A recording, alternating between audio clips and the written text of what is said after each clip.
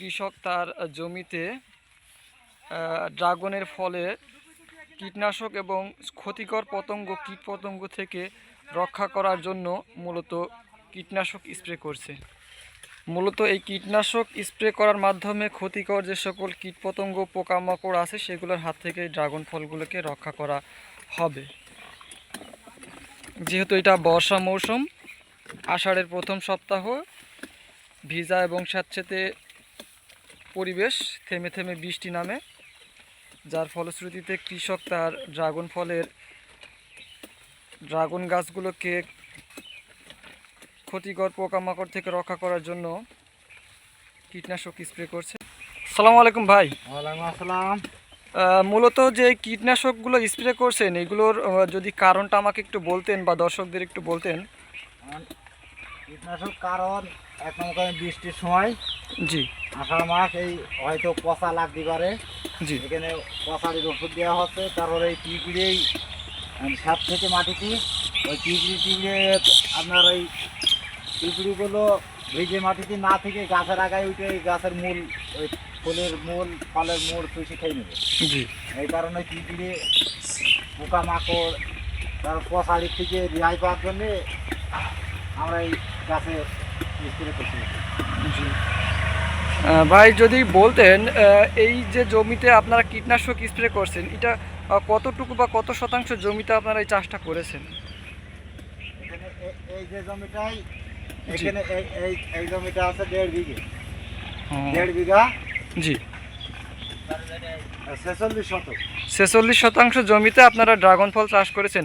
মূলত ড্রাগনের যে আপনারা যে জাতের ড্রাগনটা চাষ করেছেন এটা কি দেশি ড্রাগন? হ্যাঁ, এটা দেশি জাতের ড্রাগন। দেশি জাতের ড্রাগন, খেতেও সুস্বাদু এবং মিষ্টি। মিষ্টি। ড্রাগনের জাতের প্রকারভেদে অনেক রকমের জাত আছে, তার ভেতরে অনেক রকমের জাত আছে।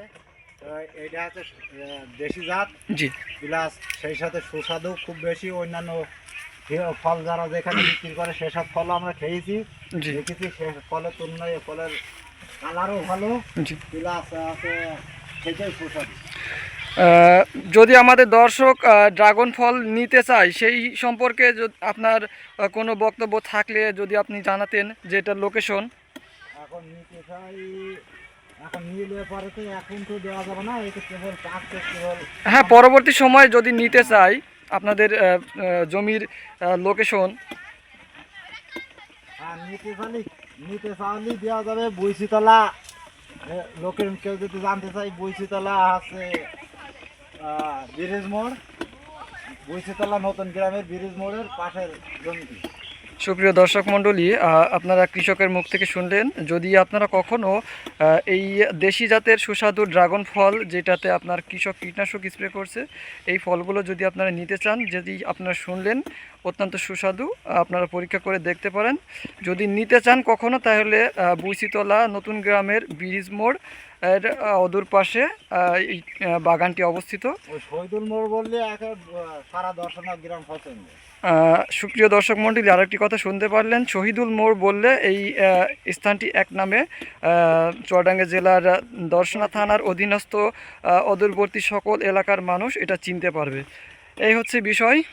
যদি ভিডিওটি ভালো লাগে অবশ্যই আপনার মূল্যবান মতামত জানাবেন এবং বর্ষা মৌসুমে ড্রাগন চাষের যে সকল পরিচর্যা প্লাস ড্রাগন চাষ সম্পর্কে কিছু মূল্যবান বক্তব্য, মূল্যবান গাইডলাইন আমাদেরকে কৃষক দিলেন।